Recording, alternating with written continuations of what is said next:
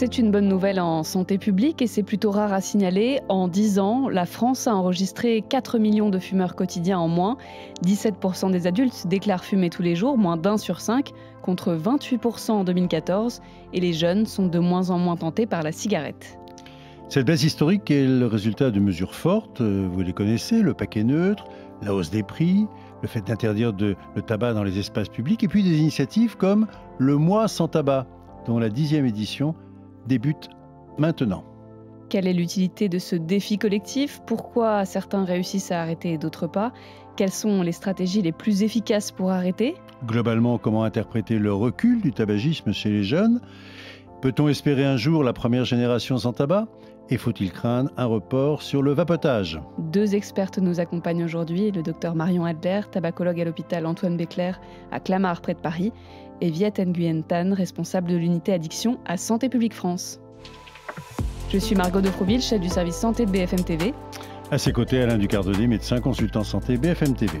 Vous écoutez le podcast Santé, le podcast qui prend soin de vous.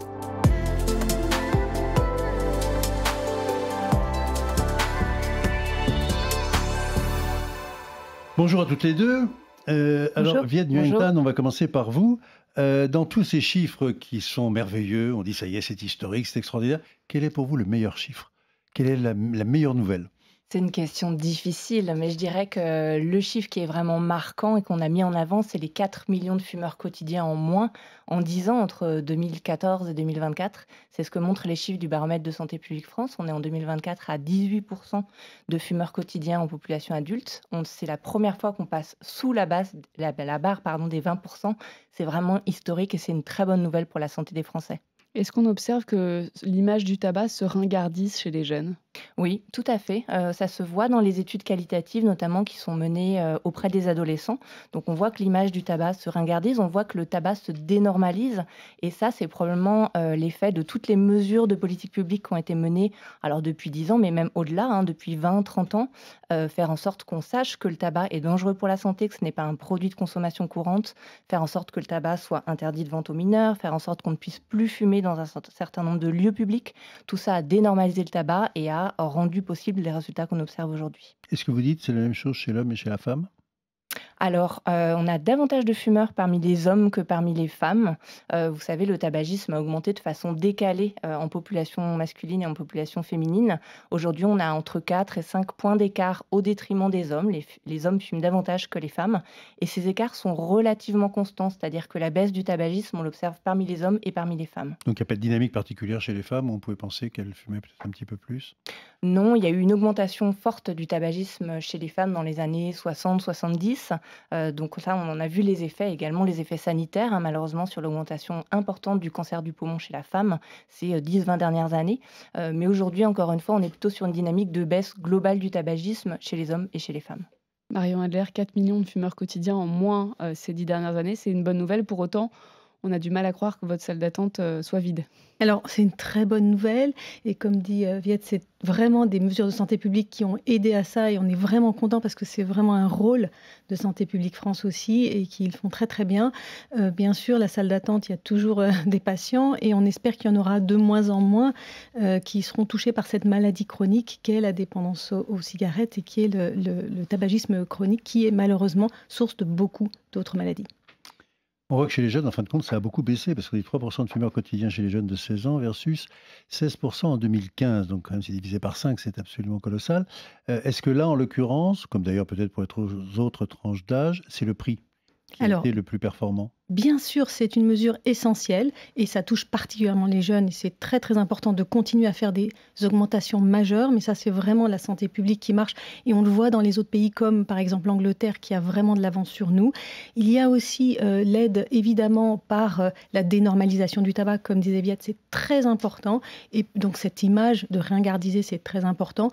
Mais aussi, bien sûr, on a vu que l'engouement vers la vape est probablement un bon concurrent du tabac. Alors, évidemment, quand on sera un taux de tabagisme très très faible chez les jeunes, je lutterai contre la vape chez les jeunes, mais actuellement c'est quelque chose qui aide et qui très probablement est une bonne concurrence pour les jeunes. Et Pas une c'est porte pas une d'entrée, porte parce que c'est la d'entrée quand question on qu'on voit pose les toujours. gens. On s'est dit, voilà, s'ils vont à la vape, Alors, en fait, le Vous n'êtes pas geste. tous d'accord là-dessus. bien Oui. sûr, on n'est pas tous d'accord, mais ce qu'il faut voir, c'est bien sûr, il y a quelques personnes qui vont peut-être s'en servir comme porte d'entrée. La plupart, dans tous les pays, on voit qu'il y a une augmentation de l'engouement chez les jeunes pour la vape. Et malgré tout, il y a une baisse, et tant mieux, du tabagisme. Et cette baisse de tabagisme, elle continue. S'il y avait une porte d'entrée, on verrait l'effet rebond. Et on ne le voit pas ni en France, ni en Angleterre, ni en Nouvelle-Zélande, où on a vu clairement en Nouvelle-Zélande l'interdiction de la vape qui a été autorisée en 2020.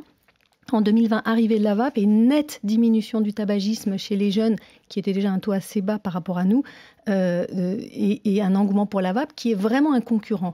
Alors, en effet, il faut lutter contre tout ce qui est addiction chez les jeunes, mais la vape est quelque chose qui est un produit qui est à base de nicotine, ce qui n'est absolument pas conseillé chez les jeunes, mais clairement, s'ils vont vers quelque chose avec la nicotine, il vaut mieux que ce soit la vape, qui est de la vaporisation de nicotine, et non pas de la fumée. La fumée est toxique.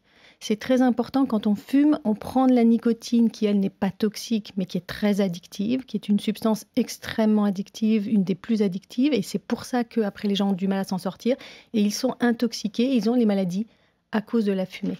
Donc clairement, les jeunes, ils vont maintenant plus vers la vape. C'est un concurrent. Il faut qu'on continue à protéger ces jeunes. Il faut qu'on continue à les protéger, en particulier sur les détournements de la vape. Par exemple, l'utilisation des cannabinoïdes de synthèse dans la vape, c'est dramatique chez les jeunes. C'est des cannabinoïdes, c'est le PTC que l'on connaît, qu'ils utilisent en mettant ça dans la vape. Donc, c'est des détournements de vape qui sont dramatiques. Il faut lutter contre ça. Il faut lutter contre le tabagisme, bien sûr. Et il faut aider les jeunes à être le moins addicts possible, bien sûr, mais surtout pas vers quelque chose de dangereux. Si on regarde les données du dernier baromètre, plus de la moitié des fumeurs quotidiens, 55%, déclarent avoir envie d'arrêter. Est-ce que c'est plus qu'avant? Alors, c'est plutôt moins, malheureusement. Les éditions précédentes du baromètre de Santé publique France montraient qu'il y avait environ 58-60% de fumeurs qui déclarent avoir envie d'arrêter de fumer. Donc ça, c'est quand même un petit motif d'inquiétude, cette petite baisse de la proportion de fumeurs qui ont envie d'arrêter de fumer. Et autre petit motif d'inquiétude, c'est qu'en fait, cette envie d'arrêter de fumer, et ça, c'est une nouveauté encore une fois par rapport aux éditions précédentes du baromètre, elle est plus fréquente parmi les fumeurs plus favorisés au niveau socio-économique. La proportion de fumeurs qui veulent arrêter de fumer, elle est plus importante parmi les cadres, parmi les personnes plus diplômées. Et donc, comme on constate déjà des inégalités sociales fortes relatives au tabagisme, c'est-à-dire que le tabac, il est socialement marqué, hein, il y a plus de tabagisme parmi les catégories plus défavorisées au niveau socio-économique. Là, on a peur que ce type d'observation-là soit de nature à creuser encore les inégalités sociales. Et en France, c'est homogène, cette baisse du tabac? Alors, le tabagisme, encore une fois, baisse parmi toutes les catégories de la population, chez les hommes, chez les femmes et chez les plus favorisés, chez les moins favorisés. Mais on constate tout de même que les inégalités sociales, qui ne sont pas nouvelles, hein, qu'on constate depuis le milieu des années 2010, elles persistent. Et ça, encore une fois, c'est un motif d'inquiétude, un petit point d'alerte pour les années à venir, et probablement quelque chose sur lequel il va falloir travailler de façon vraiment renforcée. Encore aujourd'hui, en 2024, d'après les données du baromètre, on a 2 fois plus de fumeurs parmi les ouvriers, 25% de fumeurs quotidiens, que parmi les cadres, 12%. On a 3 fois plus de fumeurs parmi ceux dont la situation financière est difficile, 30%, versus 10% chez ceux qui disent qu'ils sont plutôt à l'aise financièrement. Donc ça, ce sont vraiment des choses sur lesquelles il faut continuer à travailler et porter nos politiques publiques pour qu'elles bénéficient davantage aux plus défavorisés. Inégalité sociale, mais aussi territoriale. Ça, c'est très intéressant à regarder. Oui, complètement. Les régions ne sont pas toutes égales face au tabagisme. Il y a notamment 3 régions de France. Donc, ce sont les régions Grand Est, Occitanie et PACA, où on fume davantage que sur le reste du territoire. C'est vrai que c'est des sujets qui font l'objet de pas mal d'études et de recherches pour essayer d'expliquer ces différences territoriales. Il y a plusieurs hypothèses explicatives qui peuvent être posées. La première, c'est celle du niveau socio-économique des populations de ces régions. On l'a vu, hein, le tabagisme est socialement marqué. Donc, dans les régions où la proportion de la population est plus importante, enfin, est plus favorisée au niveau socio-économique, ça s'observe par exemple en Île-de-France, il y a moins de tabagisme. Donc, c'est une des premières raisons. Il peut y avoir d'autres raisons, je dirais, d'ordre culturel et historique liées au tabac qui expliquent ces différences. Et troisième raison importante, le fait que le tabagisme potentiellement soit moins cher à côté de certaines régions. La France est entourée de pays où le tabac est moins cher. C'est vrai en Allemagne, en Espagne, en Italie, en Belgique, au Luxembourg. Et donc pour les régions frontalières, c'est vrai en Grand Est, c'est vrai aussi en Occitanie par exemple. En fait, c'est facile d'aller acheter du tabac moins cher de l'autre côté de la frontière. Et ça milite vraiment pour une forme d'harmonisation des prix au niveau européen, des prix du tabac. Alors, voilà, on le disait, la 10e édition du mois sans tabac vient de démarrer. Marion Adler, c'est bien ces choses, ces défis collectifs, c'est quelque chose qui apporte quelque chose en plus, parce que bon, il y a le dialogue individuel avec vos consultations, mais est-ce que cet enjeu collectif se traduit vraiment par des résultats? Oui, c'est excellent pour toute personne qui souhaite avoir les pairs qui l'aident. Et cet accompagnement, on le voit en groupe, est vraiment un plus pour certaines personnes. On a vu en Angleterre que ça a aidé beaucoup de gens et donc c'est très bien de prendre cet exemple et de suivre cet exemple. Mais j'ai envie de dire, il y a aussi des idées reçues sur le sevrage tabagique. Alors le groupe, c'est bien et il ne faut pas hésiter à se faire aider. Il y a des traitements qui aident. Et encore une fois, il faut redire ici, et je vais me répéter, la nicotine, c'est pas dangereux. Ce qui est dangereux, c'est la fumée. Quand on fume, on s'intoxique par la fumée et on souffre du manque de nicotine. Alors il y a des traitements qui aident à l'arrêt du tabac, qui sont totalement non dangereux pour la santé, mais qui aident à ce que le sevrage se passe bien, de mieux en mieux, sans prise de poids, sans être stressé, sans déprimer. Et je crois que ça, c'est important de le dire à tous. Et en plus, ils sont remboursés, ce qui est fantastique en France. On a cette chance, un des seuls pays d'Europe avec l'Angleterre, où c'est complètement remboursé du début à la fin du traitement, aussi longtemps que ça doit durer. Si on rechute, justement, est-ce que c'est grave? Il n'y a aucune gravité à rechuter, on peut essayer autant de fois qu'on veut. Ce qu'il faut comprendre, c'est que chaque essai va aider à finalement réussir à guérir de cette maladie chronique. Et en effet, ça peut être des rémissions, des rechutes. Ce qui est important, c'est de savoir que on peut être aidé pour que ce soit facile. Ça doit jamais être difficile. La première chose que je dis en consultation à un patient, c'est il faut que ce soit facile. C'est moi qui vais vous aider à être à votre rythme, vraiment guéri de cette maladie. Et ça, c'est important, c'est-à-dire on n'a pas besoin de souffrir. La souffrance, c'est le manque de nicotine. La nicotine, c'est extrêmement addictif, donc il y a une souffrance qui peut arriver quand on est sans nicotine. Donc prenez autant de nicotine que vous voulez. La nicotine n'est pas dangereuse. Moi, je la prescris à des patients qui ont un cancer, à des patients qui ont des maladies cardiovasculaires, à des femmes enceintes. Donc, on peut prendre autant de nicotine qu'on veut. La nicotine est contre-indiquée chez le non-fumeur. Donc, si on est fumeur, n'importe quel fumeur peut être aidé et il faut être aidé. Il ne faut pas souffrir. En France, il ne faut plus souffrir quand on a une douleur et la douleur du manque, elle est très forte. Il ne faut pas en rajouter, quoi. On dit que quand on fait une tentative d'arrêt du tabac, on a 5 fois plus de chances d'y arriver. C'est ça, ça a été prouvé scientifiquement? Ça a été prouvé, effectivement. Il y a des études, notamment en Angleterre, qui ont montré, que quand on parvenait à arrêter de fumer pendant 30 jours, pendant un mois, Mmh.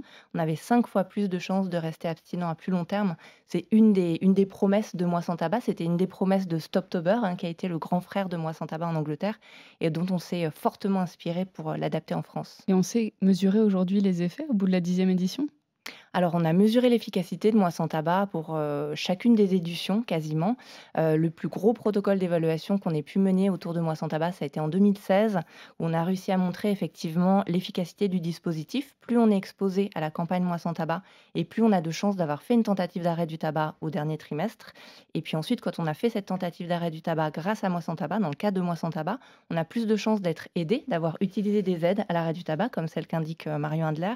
Et donc, on a plus de chances de rester abstinent à un an. Donc ça a été démontré par nos études à Santé publique France. Et puis, cerise sur le gâteau, par-dessus tout ça, l'OCDE est venu faire une étude économique qui a montré que grâce à cette étude d'efficacité, grâce à cette efficacité-là, on fait aussi des économies, c'est-à-dire que on aide des gens à C'est arrêter de bienvenu en ce fumer. moment. Exactement. Moins de tabagisme, c'est moins de maladies et moins de maladies à soigner aussi. Elles sont très coûteuses, ces maladies, les cancers, les maladies cardiovasculaires, etc. Et donc, lorsqu'on les évite, on fait des économies. Pour 1 euro investi dans Moi sans tabac, 7 euros sont économisés en dépenses de santé. Et dans le contexte actuel, effectivement, c'est bien de le rappeler. Et pour le fumeur, il y a des économies fabuleuses. Un paquet par jour, à peu près 4 000 euros par an. Moi, je dis c'est le meilleur investissement. Il n'y a aucun investissement en banque qui rapporte autant sans avoir rien dépensé au départ. On fait quelques petites questions rapides, pratiques. Les idées reçues. On entend souvent qu'en dessous de 5 cigarettes par jour, c'est pas grave de fumer. Vrai ou faux? Alors encore une fois, c'est totalement faux. Chaque cigarette est toxique. Encore une fois, c'est la fumée qui est toxique. Sachez que vous pouvez prendre, vous pouvez aller à votre rythme. On peut y aller d'un coup, on peut y aller progressivement, ou on peut faire comme on a envie, c'est-à-dire prendre des substituts nicotiniques. N'empêche pas de fumer. Il n'y a pas de contre-indication à fumer avec des substituts nicotiniques. Donc ça aussi, c'est important. Ça fait partie des idées reçues. Est-ce que quand j'ai un patch, je peux fumer ou pas? Oui, je peux fumer. Mais si j'ai encore envie de fumer quand j'ai le patch, bien sûr, il faut toujours associer les formes rapides de nicotine. Les formes rapides de nicotine, c'est les gommes, les pastilles, le spray et pourquoi pas la vape. Donc l'association des deux vont avoir un meilleur impact sur la réussite. Si ce n'est pas suffisant, par exemple, imaginons un patch n'est pas suffisant, je vais en mettre 2, je vais en mettre 3, peu importe. On peut augmenter la dose de nicotine jusqu'à ce qu'on soit saturé en nicotine et qu'on n'ait plus la souffrance du manque. Et surtout, associer toujours les formes rapides. La vape peut être une bonne forme rapide, mais il faut savoir aussi qu'il y a maintenant des médicaments qui sont revenus enfin sur le marché. La varenicline, qui est un médicament d'aide à l'arrêt du tabac, qui est aussi très efficace et qui est aussi remboursé. Alors merci à Agnès Buzyn au passage, qui nous a aidé à avoir le remboursement de tous ces traitements. Et je pense que c'était une très bonne chose de comprendre que chaque fumeur doit être considéré comme un malade chronique. Une petite question juste sur le filtre. Il y a une étude qui vient à nouveau de confirmer que ça ne servait à rien, que c'était même plus dangereux, c'est vrai? Le filtre dans une cigarette ne sert à rien? De toute façon, la cigarette est dangereuse. Je ne veux pas dire qu'elle est plus dangereuse ou moins dangereuse. Elle est à 100% dangereuse, qu'elle soit avec ou sans filtre. Mais le filtre n'est pas une bonne excuse. Rien, en effet. Par contre, la nicotine autrement, c'est vraiment la solution. Mais surtout pas la fumée. La fumée, c'est toxique, peu importe ce qu'on prend comme fumée. Donc en effet, même quelques cigarettes. Il y a une étude suédoise très intéressante qui est sortie il y a quelques années, qui a montré que 1 à 3 cigarettes par jour multiplie par 3 le risque cardiovasculaire, juste cardiovasculaire. Quand on fume un paquet par jour, il est multiplié par 5. Donc vous voyez que le risque, il est imminent tout de suite là, même avec un petit tabac. Et quand on arrête de fumer, combien de temps après on revient au risque normal classique? Alors, bénéfice 24 heures après, élimination du monoxyde de carbone. Quelques jours après, on arrête la toux du fumeur. Au bout d'un an, on a diminué par 2 ces risques cardiovasculaires, peu importe les facteurs de risque. Donc vous voyez que ça va très vite. Et donc le bénéfice, il est immédiat. Dernière question très rapide à toutes les deux. Question d'actualité, que pensez l'idée de taxer les produits, les liquides utilisés dans la cigarette électronique? Alors on se trompe d'ennemi. Encore une fois, la vape, c'est vraiment un élément important dans le sevrage tabagique et je le vois tous les jours chez mes patients. Ça aide énormément de gens, en particulier aussi des gens précaires, en particulier aussi les jeunes, en particulier des gens qui ont des pères qui fument, comme les jeunes, et qui peuvent du coup ne pas retourner vers le tabac. C'est vraiment un élément important. Ce n'est pas un médicament, c'est un élément important dans le sevrage tabagique. On se trompe d'ennemi. Qu'on taxe la vape dans quelques années quand il n'y aura plus de tabagisme, ok, mais là, c'est vraiment se tromper d'ennemi. Et on a un risque supplémentaire, c'est que moi, je conseille mes patients pour qu'ils soient au plus vite sans cigarette. Si la vape est taxée, elle sera reprise par l'industrie du tabac. Il n'y aura plus de vendeurs indépendants. Et dans ces cas-là, j'aurai vraiment un problème pour conseiller un produit de l'industrie du tabac. Donc, je ne veux surtout pas qu'on ait ce piège-là. Il faut qu'on continue à avoir les marchands de vape qui conseillent vraiment d'une manière efficace et non pas d'aller chez le buraliste pour prendre les vapes. Il vaut mieux aller chez un marchand de vape. Donc, surtout, protégeons le marché de la vape. Santé publique France, vous êtes d'accord? Peut-être que je nuancerai un tout petit peu les propos de Marion, parce que c'est vrai que pour toute mesure de politique publique, il faut regarder les risques. Donc là, tu en as parlé, hein, le risque d'effet contre-productif avec peut-être des personnes qui essaient d'arrêter de fumer grâce à la vape et qui pourraient être dissuadées, retourner vers le tabac parce que le prix de la vape augmente. Donc ça, c'est un Les risque précaires en effectivement. particulier. Oui. Mais en même temps, pour l'instant, la taxe qui est prévue, je crois, est quand même assez faible en pourcentage. Et Pas sur les peut-être liquides de vape, hein. Pas du tout. peut-être qu'elle pourrait être aussi utile pour les jeunes, parce qu'en fait, pour les jeunes, bon, effectivement, on peut Ils vont retourner considérer vers le tabac. pas forcément, avec toutes les mesures anti-tabac Alors, pour et l'instant, c'est ce l'augmentation qu'on du voit. prix tabac qu'on va continuer à poursuivre. En tout cas, je l'espère. Et on se croirait à l'Assemblée nationale. Pour l'instant, c'est ce qu'on voit. Non, mais clairement, chez les... les jeunes, on voit clairement qu'ils vont vers quelque chose, c'est la vape, et ils vont du coup pas vers le tabac. Donc pour l'instant, on voit vraiment dans tous les chiffres que c'est un concurrent. Quand il y aura plus de tabagisme chez les jeunes, là, ok. Mais là, il faut vraiment, là, on se trompe d'ennemi et on risque de vraiment faire récupérer la vape par les industriels du tabac qui sont ravis de cette taxe sur la vape. Donc ne nous trompons pas d'ennemi. Attention, c'est dangereux. C'est une pente très glissante. Merci beaucoup Marion Adler et Viet Nguyen Pan Merci à vous. d'avoir été nos invités et merci Merci. à vous d'avoir écouté le podcast Santé. Et nous, on se retrouve la semaine prochaine. Et d'ici là, Prenez soin de vous.